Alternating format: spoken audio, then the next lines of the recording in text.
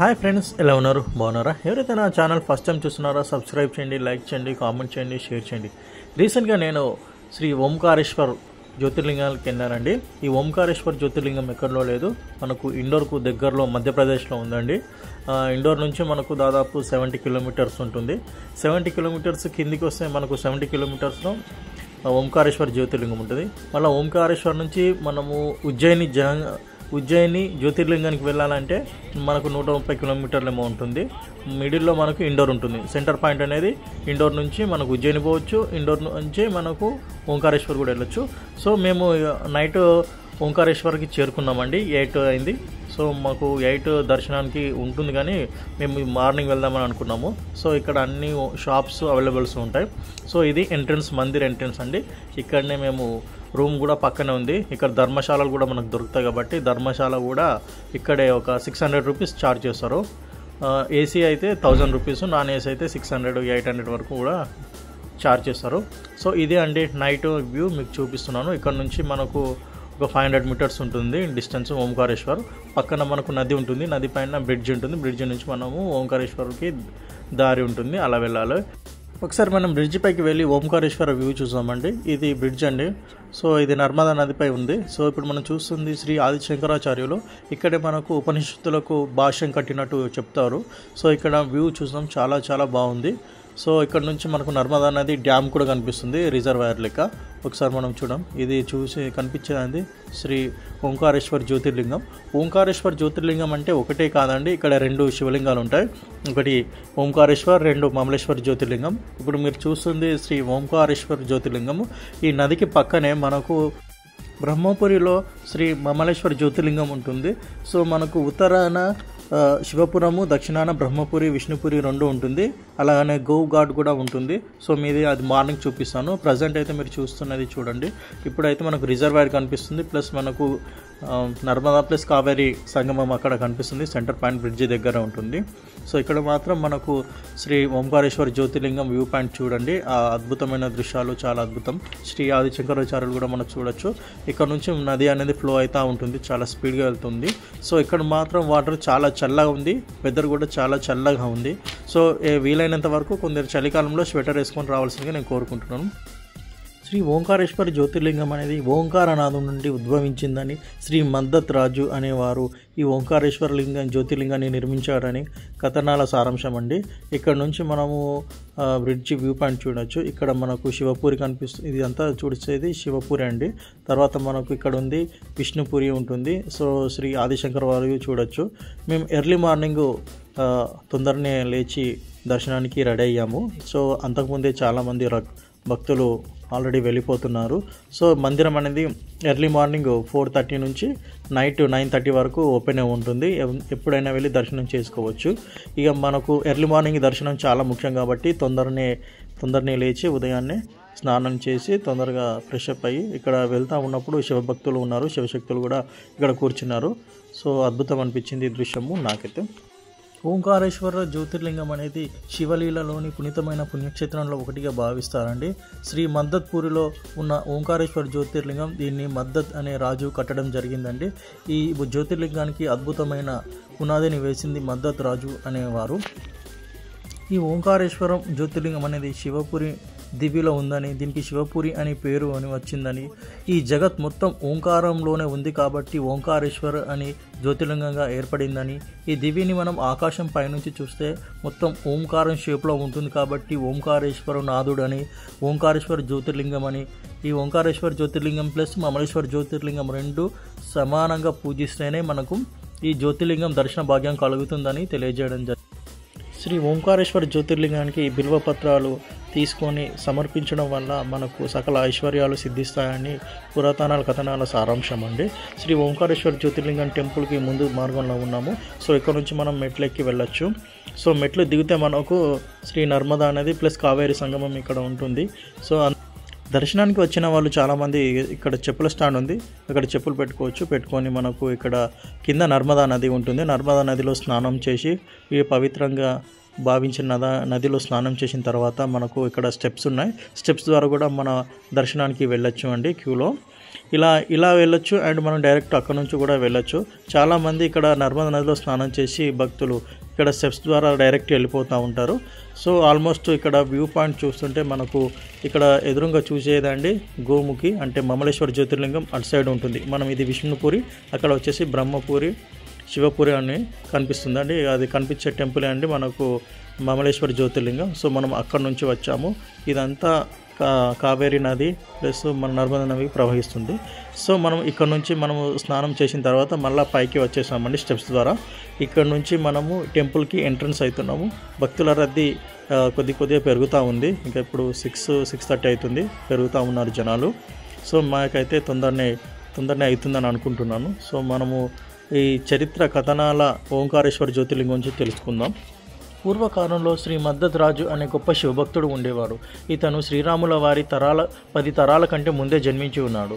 ఓంకార జపం చేస్తూ ఈ ఓంకార గిరికి వచ్చాను. ఈ గిరి మొత్తం ఓంకార రూపంలో ఉంటుంది కాబట్టి ఇక్కడ తపస్సు చేయడానికి నాకు తగిన ప్లేస్ అని, స్థలం అని అతను భావించి ఇక్కడే ఓంకార జపం చేస్తూ తపస్సు చేస్తూ శివుని గురించి ఘోరమైన తపస్సు చేశాను.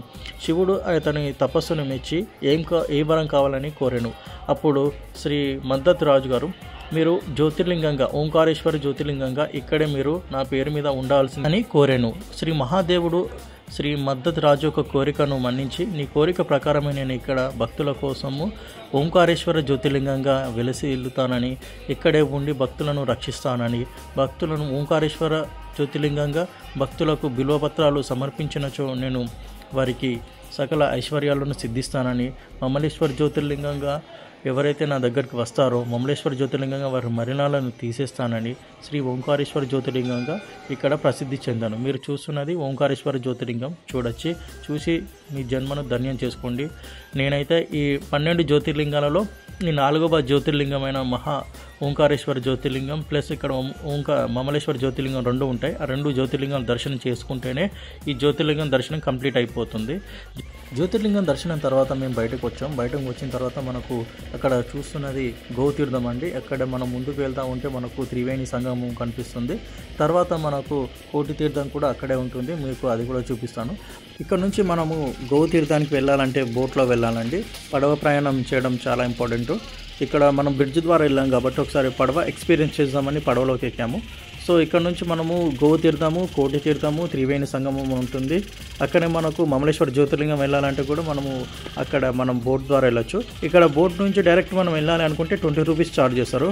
లేదు మేము ఇదంతా రౌండ్గా తిరుగుతామంటే ఒక రౌండ్ ట్రిప్ తిప్పేస్తాడు. ఆ బ్రిడ్జ్ నుంచి ఈ బ్రిడ్జ్ వరకు మొత్తం తిప్పేస్తాడు. దానికి 150 రూపాయలు ఛార్జ్ చేస్తారు. అంటే షేరింగ్ ఉంటే 150 రూపాయలు ఛార్జ్ చేస్తారండి. లేదు నేను ఒక్కరినే సింగిల్గా వెళ్తా అంటే 500 రూపీస్ ఛార్జ్ చేస్తారు. మీకు మొత్తం ఒక రౌండ్గా ట్రిప్ చేసి తర్వాత మీకు మమలేశ్వర జ్యోతిర్లింగం దగ్గర అక్కడ దించేస్తారు. దాన్ని గోతీర్థం అని అంటారు. అక్కడ నుంచి మనకు చూడొచ్చు, దర్శనం చేసుకోవచ్చు. పడవ ప్రయాణం అయితే చాలా థ్రిల్లింగ్ ఉంటుందండి. ఎక్స్పీరియన్స్ మాత్రం చాలా అద్భుతంగా అనిపించింది. సో చల్లటి వాతావరణము, చల్లటి నీరు, వెదర్ కూడా చాలా బాగుందండి. ఇక మార్నింగే కాబట్టి ఎర్లీ మార్నింగ్ అంటే అరౌండ్ 7:30-8 వరకు అవుతుంది టైము. సో ఇక్కడ నుంచి దర్శనం అనేది చాలా బాగా జరిగింది. ఈ పడవ అబ్బాయి కూడా చాలానే అన్నీ చూపించాడు. ఇప్పుడు మనకు చూపించేదండి విష్ణుపురి. ఇక్కడ మనకు శ్రీ మహావిష్ణువు గారు కనిపిస్తున్నారు. ఇదంతా విష్ణుపురి అండి. మొత్తం విష్ణు ఘాట్ అని అంటారు. అక్కడ కూడా స్నానాలు చేసుకోవచ్చు. ఇదంతా ఫారెస్టే అండి. మొత్తం ఇక్కడ జ్యోతిర్లింగాలన్నీ, శక్తిపీఠాలన్నీ ఆల్మోస్ట్ కొన్ని అడవి ఫారెస్ట్లోనే ఉన్నాయండి.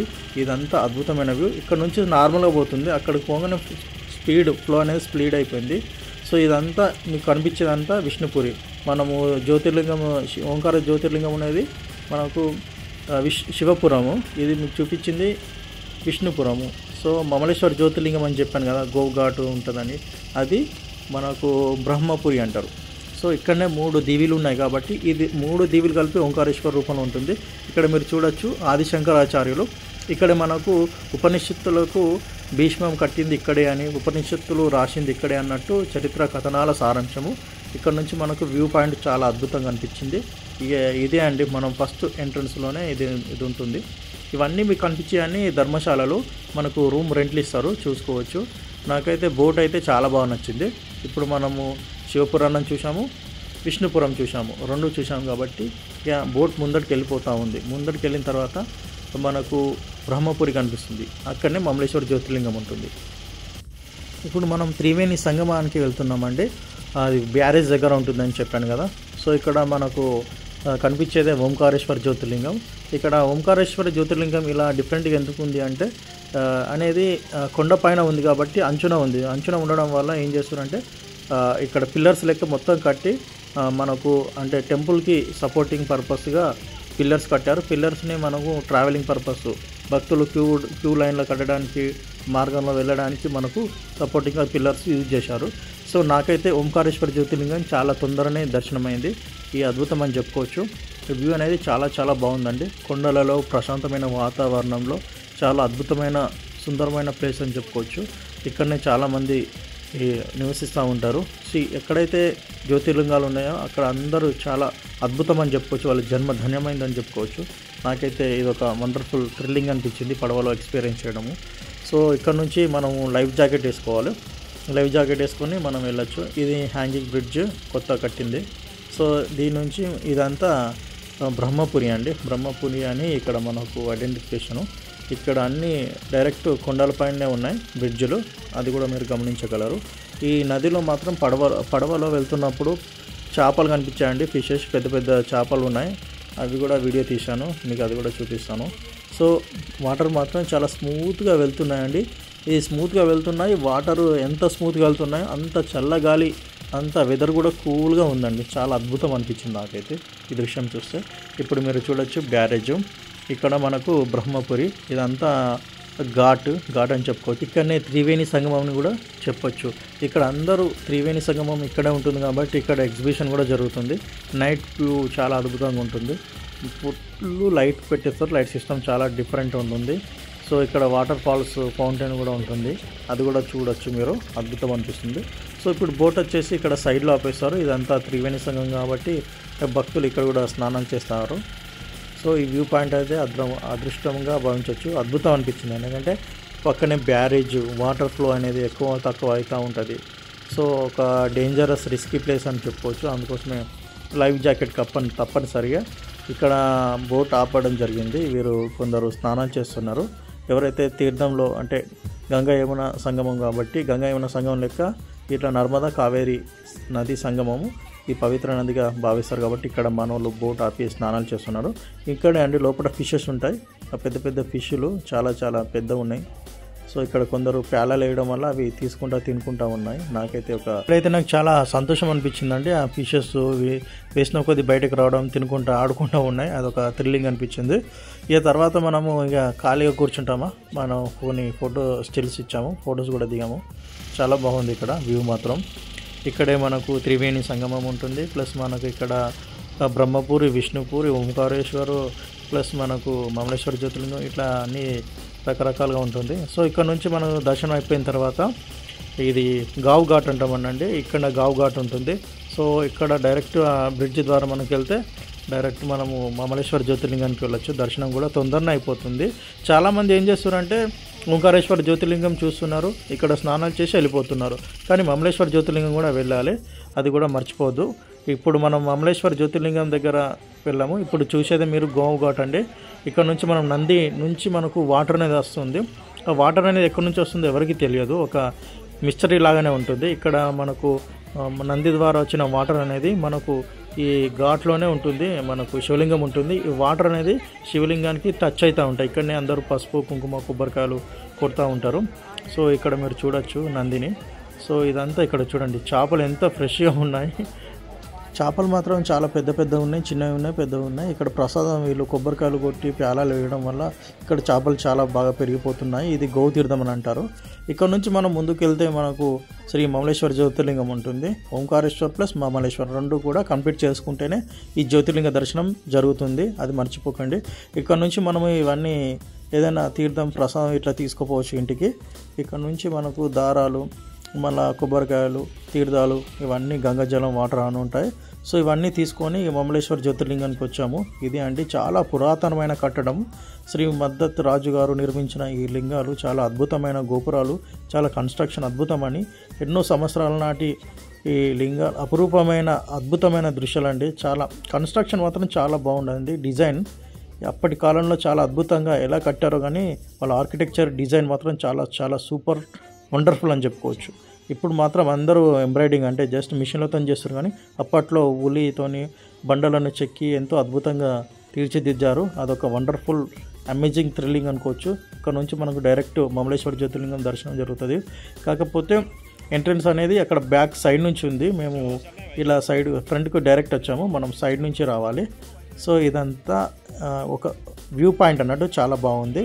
సో మమలేశ్వర జ్యోతిర్లింగం దర్శనం అయిపోయింది. దాని తర్వాత మేము ఇక్కడ బయటకు వచ్చిన తర్వాత ఆ వ్యూ శ్రీ ఆదిశంకరాచార్యులు శ్రీ మమత్ రాజు గారు అక్కడ మనకు చూడొచ్చు, గుర్రం పైన స్వారీ చేస్తున్నారు. సో వాళ్ళ గుర్తుగా ఇక్కడ మనకు కట్టడం జరిగింది. ఇక్కడ మనకు ధర్మశాలలు ఫ్రీగా ఉంటాయి. కొన్ని పైసలు కట్టడం వల్ల ఆన్లైన్లో రిజిస్ట్రేషన్ చేసుకోవాలి. ఇక్కడ మీరు వచ్చిన తర్వాత ప్రసాదాలు, గంగాజల్ వాటర్ ఉంటాయి. సో ఇదండి నా పూర్తి ఓంకారేశ్వర్ జ్యోతిర్లింగ దర్శనం భాగ్యం కలిగింది. దర్శనం చేసుకున్నాను. దీని తర్వాత నేను ఉజ్జయిని వెళ్తున్నానండి. ఉజ్జయిని కోసం మన బస్ స్టాండ్కి వచ్చాను. ఇది ఉజ్జయిని వెళ్తుంది, మహాకాల్ అని మందిర్ రాసింది కదా, ఉజ్జయిని వెళ్తుంది. సో ఇక్కడ ప్రైవేట్ బస్సులు మాత్రం ఎప్పుడు ఎక్కద్దు, ప్రైవేట్ బస్సులే ఉన్నాయి కాబట్టి వీళ్ళు ఫుల్ అయితేనే బస్సులు తీస్తారు, చాలా చాలా లేట్ చేస్తారు. ఇది ఒకటి నాకు నచ్చని విషయము. డైరెక్ట్ ఉజ్జయిని వెళ్తుంది, ఇక బస్సు లేవు కాబట్టి ఎక్కాల్సి వచ్చింది. ఈ వీడియో మీకు నచ్చినట్లయితే సబ్స్క్రైబ్ చేయండి, లైక్ చేయండి, కామెంట్ చేయండి, షేర్ చేయండి. Thank you so much.